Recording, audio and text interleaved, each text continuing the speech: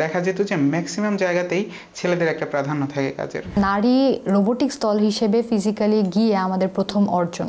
আইনস্টাইনের মতো বাংলাদেশ থেকেও আমাদের ইতোমধ্যে অনেক বিজ্ঞানী আছে, কিন্তু আরও নতুন প্রজন্মের বিজ্ঞানী আমরা চাই যারা রোবোটিক্স থেকে শুরু করে স্টেমের সায়েন্সের বিভিন্ন বিষয়ে ইন্টারেস্টেড কিন্তু সুযোগ পাচ্ছে না, তাদেরকে আমরা একটা প্ল্যাটফর্মে নিয়ে আসার চেষ্টা করেছি। স্বাগত সময়ের গল্পে, সাথে আছি আমি ফারজানা লিনা আর আমার আজকের অতিথি কোড ব্ল্যাক। ভাবছেন কোড ব্ল্যাক কি? কোড ব্ল্যাক হলো নারীদের নিয়ে গঠিত দেশের প্রথম রোবোটিক্স দল। আমার সাথে আছে কোড ব্ল্যাকের প্রতিষ্ঠাতা সানি জুবায়ের এবং কোড ব্ল্যাকের দলনেতা জান্নাতুল ফেরদৌস ফাবিন। শুরুতে যাচ্ছি কোড ব্ল্যাকের দলনেতা ফাবিনের কাছে। একটু জানতে চাচ্ছি যে কোড ব্ল্যাক আসলে কি? কোড ব্ল্যাক মূলত নারী রোবোটিক্স দল। আমরা সারা বাংলাদেশ থেকে যারা রোবোটিক্স থেকে শুরু করে স্টেমের সায়েন্সের বিভিন্ন বিষয়ে ইন্টারেস্টেড কিন্তু সুযোগ পাচ্ছে না, তাদেরকে আমরা একটা প্ল্যাটফর্মে নিয়ে আসার চেষ্টা করেছি এবং তাদেরকে গ্রুমিং করার মাধ্যমে আমরা বিভিন্ন কন্টেস্টে পার্টিসিপেট করে দেশীয় আন্তর্জাতিক থেকে বিভিন্ন অর্জন নিয়ে এসেছি। রিসেন্টলি আমরা ইন্দোনেশিয়ার একটা কন্টেস্ট থেকে গোল্ড মেডেল আনলাম। এটা ছিল নারী রোবোটিক্স দল হিসেবে ফিজিক্যালি গিয়ে আমাদের প্রথম অর্জন।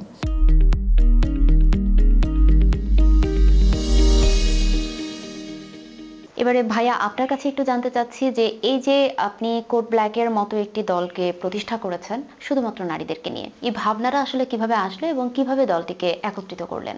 প্রথমত হলো যে কোড ব্ল্যাক নারীদের দ্বারা গঠিত দল এবং এটি সম্পূর্ণভাবে এখানে আমাদের অ্যাডভাইজার থেকে শুরু করে আমাদের টিম লিডার, দেন আমাদের মেম্বার সবাই নারী। তো প্রথমত আসলে চিন্তাটা আসে এভাবে করে যে আমরা যখন আসলে কোনো ধরনের রোবোটিক্সে কাজ করতে যাই, যেমন আমি টিম অ্যাটলাস নিয়েও কাজ করি, তো টিম অ্যাটলাস নিয়ে আমরা যখন 2016 সালে যাত্রা শুরু করি তখন আসলে দেখা যেত যে ম্যাক্সিমাম জায়গাতেই ছেলেদের একটা প্রাধান্য থাকে কাজের। হ্যাঁ, এবং সকল জায়গাতে ছেলেদের মানে পার্সেন্টেজটা অনেক বেশি, এই কারণে একটা মেয়ে এসে সেখানে কিন্তু কাজ করতে খুব একটা বেশি স্বাচ্ছন্দ্য বোধ করে না। তো সেই ধারাবাহিকতায় পৃথিবীর বিভিন্ন দেশে বিভিন্ন আন্তর্জাতিক প্রতিযোগিতায় দেখা যায় যে নারীদের বিভিন্ন টিম যায়। বিশেষ করে এটা কিন্তু ওয়ার্ল্ড ওয়াইড অ্যাপ্রিসিয়েটেবল একটা বিষয় যে নারীদের যে পার্টিসিপেশনটা স্টেমে সেটা খুব জরুরি একটা বিষয়। তো সেই ধারাবাহিকতায় আসলে চিন্তা আসে যে এমন কোনো কেন ফিল্ড হতে পারে না যেখানে নারীরাই শুধু কাজ করবে। তো আসলে রোবোটিক্সের কথা বাংলাদেশের পার্সপেক্টিভে চিন্তা করাটা বেশ হার্ড, যেখানে কিনা সবাই সায়েন্সেরই ফুল ফ্যাসিলিটিটা হয়তো দেখাতে পারছে না বা অনেক কিছু পারে কিন্তু করতে পারছে না। তাই আসলে আমার উদ্যোগটা ছিল এরকম যে আমি আগে শিখাবো, দেন এখান থেকে আমি মেম্বার নিব। মানে আমি একজন মেম্বারকে তৈরি করব, দেন আমি আমার টিমে নিয়ে আন্তর্জাতিক বিভিন্ন প্রতিযোগিতায় তারা বাংলাদেশের প্রথম নারী দল হিসেবে যাবে এবং অর্জন নিয়ে আসবে। তো এই আসলে চিন্তা থেকেই 2021 সালে আসলে কোড ব্ল্যাক প্রতিষ্ঠা করা, আন্তর্জাতিক নারী দিবস এই দিনেই মূলত কোড ব্ল্যাকের যাত্রা শুরু হয় এবং এখন পর্যন্ত আলহামদুলিল্লাহ আমাদের এই অ্যাক্টিভিটিসটা বেশ আরো 10 জনকে আসলে অনুপ্রাণিত করছে।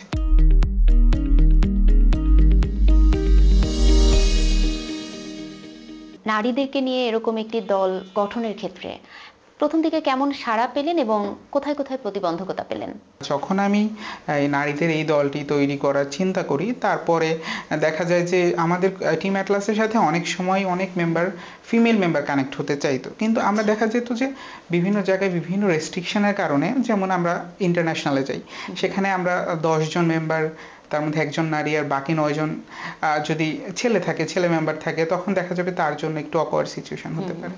তো দেখা যাচ্ছে আমাদের ম্যাক্সিমামটা আমি ডিনাই করে দিতে হচ্ছে। তো একটা টাইমে আসলে যে এটা না করে আমরা এদেরকে নিয়ে একটা কিছু করি।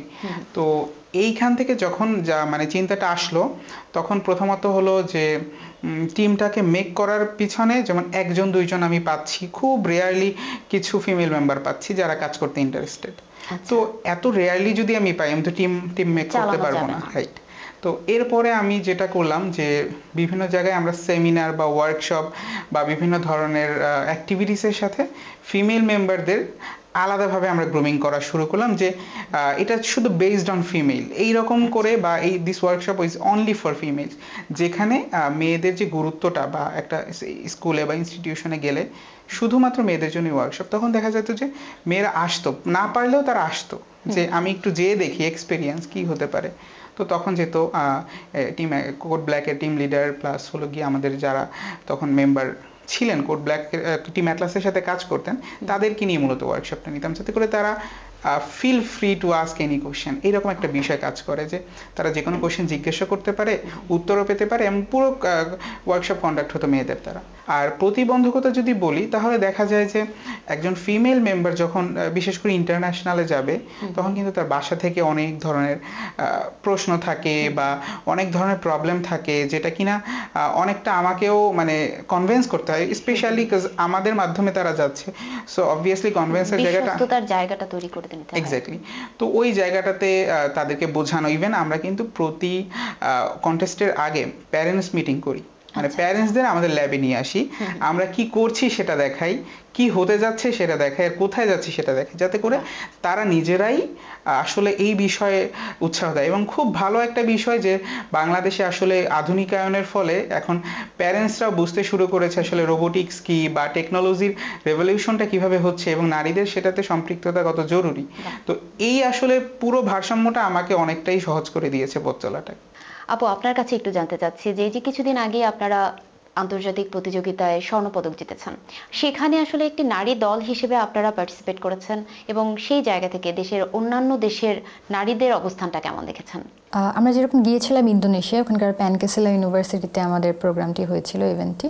তো ওখানে আশেপাশে কিন্তু আমি যদি ইন্দোনেশিয়ার কথা বলি স্পেসিফিক্যালি, নট কন্টেস্টের কথা, সেখানে আমি দেখি কোনো একটা শপে আমি যাচ্ছি, সেখানে কিন্তু একজন ফিমেল বসে আছে। মানে ওখানে ফিমেল এম্পাওয়ারমেন্টটা অনেক বেশি, এবং তারা দেখা যাচ্ছে আমরা একটা গাড়িতে উঠছি, সেখানকার ড্রাইভারটাও একজন ফিমেল।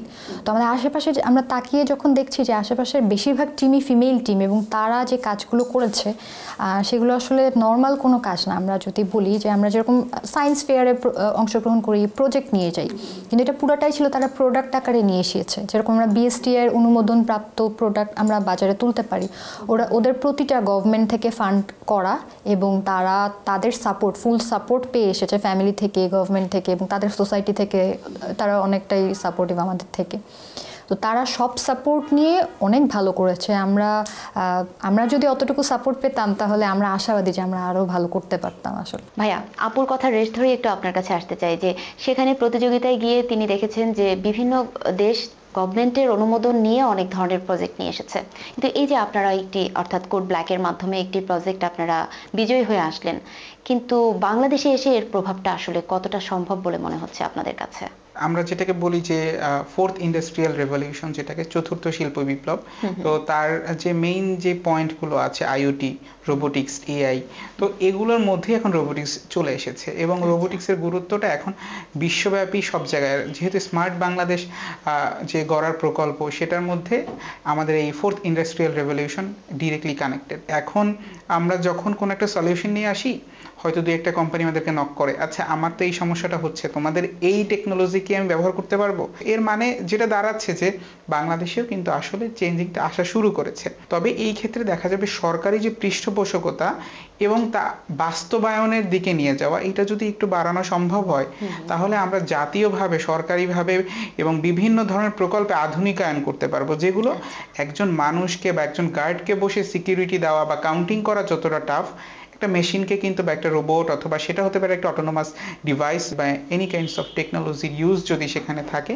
সেই কাজটা কিন্তু অনেক সোজা হয়ে যায় এবং সহজ হয়ে যায়। অনেকের ইচ্ছা থাকে আমি রোবট বানাবো, ছোটবেলা থেকে সাইফাই মুভি দেখে, গল্পের বই পড়ে, তো তারা এসে নিজেদের ইন্টারেস্ট থেকে কাজ করা শুরু করে। তখন হয়তো বা কিছু প্রতিবন্ধকতা তাদের গার্ডিয়ানের পক্ষ থেকে আসে। তাদের প্রথম প্রশ্ন থাকে যে এটা করে এটার ফিউচার কি, হ্যাঁ ফিউচারে কি এটার কোনো অপরচুনিটি আছে কি না। তো তাদেরকে আমরা বুঝাই যে না, ফিমেল মেম্বার ওরাও পারবে, হ্যাঁ যেরকম আমরা কিছু উদাহরণ টেনে তাদেরকে দেখাই, বুঝাই। এবং আমাদের এই যে এখন রিসেন্ট যে অ্যাচিভমেন্টটা হলো, এটা হওয়ার পরে দেখছি যে না, তাদের মধ্যে রেসপন্সটা আরও পজিটিভ হয়ে গিয়েছে। আমরা বিভাগ ধরে ধরে ওয়ার্কশপগুলো নিই, সেখানে মেম্বাররা আসে, তারা মোটিভেট হয়, এবং পরবর্তীতে তাদের ইন্টারেস্ট থাকলে তারা আমাদের সাথে জয়েন করে। আমরা যদি বলি বাংলাদেশের পার্সপেক্টিভে অনেকটাই চেঞ্জ এসেছে। আপু, আপনার কাছে জানতে চাচ্ছি যে রিসার্চের ক্ষেত্রে আমরা যদি বলি যে বিজ্ঞান, এটাকে অনেকটা পেছনের দিকে দেখি, অনেকেই আগ্রহী হয় না বা সেভাবে গবেষণা করা হয় না একাডেমিক ক্ষেত্রে। এটা আসলে এই মুহূর্তে কি মনে হচ্ছে আপনার কাছে এর অবস্থানটা? আগ্রহী হয় না এই কথাটা আমি ঠিক মেনে নিতে পারছি না, কারণ আমি যতজনের সাথে কথা বলেছি বা যত জায়গায় ওয়ার্কশপ নিয়েছি, তাদের আগ্রহ আছে, কিন্তু তারা হয়তো ভয় পায়, অথবা তাদের সোশ্যাল দিক থেকে দেখা যায় একটা বাধা চলে আসে। সেই কারণে তারা হয়তো আগাতে চায় না, কিন্তু তারা যদি সঠিকভাবে জিনিসগুলো বুঝে বুঝে আগায় তাহলে কিন্তু তারা ইন্টারেস্টেড এবং সেই দিক থেকেও কাজ করতে পারে। হ্যাঁ, আর আমাদের বাংলাদেশের পার্সপেক্টিভে যদি বলি যে আমাদের ফিমেল যারা আছে, শুধু ফিমেল বলবো না, আমি যে এখন বর্তমানে বিশ্ববিদ্যালয়ে পড়ছি, তো আমাদের আশেপাশে যারা আছে তারা যখন স্কুল লেভেলে ছিল তারা জিনিসগুলো মুখস্থ করে এসেছে, কলেজ লেভেলেও অনেকটা সেরকম, ভার্সিটিতে এসে আমাদের বিভিন্ন টাইপের প্রজেক্ট বানাতে দিচ্ছে হয়তো, বা বিভিন্ন টাইপের প্রবলেম সলভ করতে দিচ্ছে, তখন তাদের ঠিক আছে এটা তো আগে পড়েছিলাম কিন্তু এটা বুঝি নাই, তাহলে আগে থেকে পড়ে এসে তারপরে জিনিসটা কিভাবে সলভ করা যায় তারাই কিন্তু বের করছে। তো বিজ্ঞানের দিক থেকে তারা আরও বেশি আগ্রহী হচ্ছে এই জায়গাটাতে, যখন তারা অপরচুনিটিটা পাচ্ছে, এবং অপরচুনিটির মাধ্যমেই কিন্তু দেখা যাচ্ছে তারা উদ্ভাবন করছে, আগায় যাচ্ছে, হ্যাঁ, বিভিন্ন কাজে নিজেদের যুক্ত করছে, বিভিন্ন কন্টেস্টে পার্টিসিপেট করছে, এই জায়গাটা কিন্তু আগ্রহ থেকেই আসছে। আমরা একেবারেই শেষের দিকে চলে এসেছি, একেবারে শেষ সময় এসে জানতে চাচ্ছি যে কোড ব্ল্যাককে নিয়ে আপনার স্বপ্ন কতটা, কোথায় যেতে চান? স্বপ্ন বলতে বাংলাদেশে যেসব মেয়েরা, বলবো শুধু রোবোটিক্স না, সায়েন্স স্টেমের যে কোনো বিষয়ে পিছিয়ে আছে, তারা আগ্রহী, তারা কাজ করতে চায়, তাদেরকে আমরা যুক্ত করতে চাই এবং তাদের জন্য একটা সেফ প্ল্যাটফর্ম করতে চাই। সেফ প্ল্যাটফর্মের কথাটা বললাম কেন, একটু এলাবোরেট করে বলি এই জায়গাটা। যেরকম ছেলেরা যখন অ্যাটলাসে কাজ করে তারা কিন্তু রাতে এসে তিন রাত একসাথে কাজ করছে, কিন্তু মেয়েদের ক্ষেত্রে কিন্তু গার্ডিয়ানদের এই প্রবলেমটা হয়ে থাকে যে তারা 6টা থেকে ফোন দিতে থাকে বা 5টা থেকে ফোন দিতে থাকে যে আসছো না কেন, সন্ধ্যা হয়ে যাচ্ছে। তো সেই জায়গাটা তাদের বোঝানোটা খুব কঠিন। তো ফিমেল টিম হলে দেখা যায় আমরা ওইভাবেই কাজের লিমিটগুলো করি যে এতটা থেকে এতটা, এবং এভাবেই তারা কাজ করে কিন্তু এগিয়ে যাচ্ছে। এবং আমি চাই যে তাদের জন্য আসলে একটা সেফ প্ল্যাটফর্ম করা, যাতে তারা এসে আমাদের সাথে যুক্ত হয়ে আরও আন্তর্জাতিক পর্যায়ে যেতে পারে এবং ভালো করতে পারে, এবং বাংলাদেশে নারীরা যে রোবোটিক্সে পিছিয়ে বা স্টেমে পিছিয়ে এটা যাতে কেউ বলতে না পারে, এই জায়গাটাতে আমরা আলো ছড়িয়ে দিতে চাই। আমাদের কোড ব্ল্যাকের কিন্তু মেইন মানেই এটা যে অন্ধকারকে দূর করে কোড মানে মূলত কোডিং প্রোগ্রামিং এবং রোবোটিক্সের মাধ্যমে আলো ছড়িয়ে দেওয়া। ভাইয়া, একইভাবে আপনার কাছেও জানতে চাচ্ছি যে আপনি শুধু নারীদেরকে নিয়েই নয়, একেবারে বিজ্ঞানে আগ্রহী ছেলে মেয়ে সবাইকে নিয়ে একটি প্ল্যাটফর্ম এগিয়ে নিয়ে যাবার চেষ্টা করছেন। এই চেষ্টাটা আপনার আসলে কতদূর স্বপ্ন দেখায়, কোথায় যেতে চান এদেরকে নিয়ে? বাংলাদেশে আসলে রোবোটিক্স এবং প্রযুক্তি ভিত্তিক যে গবেষণা সেটাকে অনেক দূর এগিয়ে নিয়ে যাওয়ার, এবং সাথে সাথে এগিয়ে নিতে হলে কিন্তু আপনি একা পারবেন না বা আমি একা পারবো না, এটার জন্য একটা সংঘ বা একটা সংগঠন কিংবা একটা দল দরকার। সেই দলে আসলে কারা যুক্ত হবে? তরুণ প্রজন্ম যারা, তারা যুক্ত হবে, কারণ তারা তাদের গবেষণা, তাদের তীক্ষ্ণ বুদ্ধি, গবেষণা এবং প্রশ্ন করার যে আগ্রহ এবং সলিউশন খোঁজার যে আগ্রহ, এটা কেবলমাত্র তরুণরাই সব থেকে ভালো করতে পারে। এবং আমাদের দেশে কিন্তু অনেক তরুণ এবং বিশ্ববিদ্যালয়ে অনেক ছাত্রছাত্রী, তো সবাই যদি একটু গবেষণার দিকে আসে, নিজের হয়তো বিভিন্ন সোশ্যাল মিডিয়া থেকে বিভিন্ন সময় টাইম অপচয় করছে বা বিভিন্ন জায়গায় টাইম দিচ্ছে, তার পাশাপাশি আমি সবাইকে বলি সবসময় বা সবার জন্যই মেসেজ থাকবে যে গবেষণার দিকে একটু আসার। কারণ আমরা যদি আমরা দেখেছি যে পৃথিবী কিন্তু এখন অনেক দূর এগিয়ে গিয়েছে শুধুমাত্র বিজ্ঞানের জন্য। তো এই বিজ্ঞানের সাথে যুক্ত যদি আমরা না হতে পারি, আমাদের ভবিষ্যৎ প্রজন্ম যারা আছে বা আমাদের ভবিষ্যৎ দিনগুলোতে কিন্তু বিজ্ঞান আরো বেশি আমাদের উপর প্রভাব বিস্তার করবে। তো এই বিষয়ে যাতে করে আমরা নিজেরা আগে থেকেই জানতে পারি, নিজেরা আগে থেকেই বুঝতে পারি, এবং এই যাত্রায়, বিজ্ঞানের এই যাত্রায় যাতে নিজেও একজন সদস্য হতে পারি, এই বিষয়ে আমাদেরকে একটু সচেতন হতে হবে। এবং স্বপ্ন আসলে ওইটাই যে তাদেরকে সচেতন করা। যদি আমাদের সাথে কেউ যুক্ত হতে চায় কোড ব্ল্যাকের এবং টিম অ্যাটলাসের, দুটো দলেরই আমাদের ফেসবুক পেজ প্লাস আমাদের ওয়েবসাইট, সেটার থ্রুতে তারা যুক্ত হতে পারবে। তো সেক্ষেত্রে তারা অ্যাপ্লিকেশন করা। ইভেন আমরা কিন্তু স্কুল, কলেজ, বিশ্ববিদ্যালয় এবং যারা কর্পোরেট লাইফে আছে কিন্তু ইন্টারেস্টেড যে স্টেম শেখার জন্য বা রোবোটিক্স শেখার জন্য, আমরা কিন্তু সবাইকেই মূলত ইস কমন প্ল্যাটফর্ম।